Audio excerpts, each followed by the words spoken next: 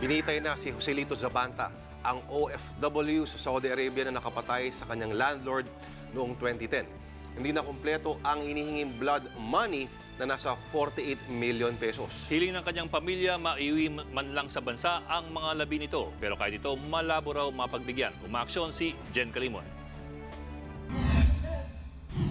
Maawa kayo sa anak ko. Tulungan niyo siya. Sagipin niyo siya sa kamatayan. Ito ang pakiusap bago magpasko ni Ginang Mona, ina ng OFW sa Saudi Arabia na si Joselito Zabanta na nahatulan ng bitay dahil sa pagpatay sa kanyang Sudanese landlord noong 2010. Pero bigo itong mapagbigyan matapos tuluyang bitahin kahapon ang 35 anyos na OFW. Sa sobrang sama ng loob, hinimatay at isinugod sa ospital sa Bacolor, Pampanga ang kanyang ina. Ayon sa kapatid ni Joselito na si Rose May, huli nila itong nakausap kahapon ng umaga. Akala pa nga nila makakauwi na ito sa bansa. Dadalhin po daw sa na sasama po daw siya. Saan? Sabi po una sa presinto po. Tapos po? Yun po, sabi niya, tapos sabi niya, tatawag ako ulit, sabi niya. Kaya ganun na lang ang gulat ng pamilya at ang Toots Policy Center na tumutulong sa kanila. Hindi nila pinapaalam, meron na lang susundo.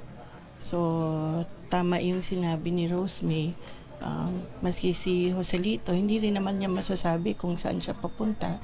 Panganay na anak si Joselito sa 3 magkakapatid. Mayroon din siyang naulilang 2 anak. Sobrang sakit po sa amin.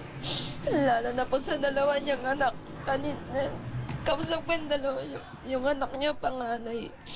Sinabi ko sa kanya, wala na yung papa niya. Ayaw nila manwala bakit namatay yung papa nila. Ayon sa Department of Foreign Affairs, itinuloy ang pagbitay dahil hindi na ibigay ang 48 million pesos na hinihinging blood money ng pamilya ng biktima. 23 million pesos lang ang nalikom ng pamilya hanggang mapaso ang deadline. Blood money primarily responsibility ng ng family. But in all cases, kung saan may blood money, malaking tulong ang ginagawa ng pamahalaan para ma-erase itong blood money na to. On the part of the government, DFA particularly, ginawa namin lahat, we have exhausted all legal and diplomatic efforts, to try to save the life of Joselito.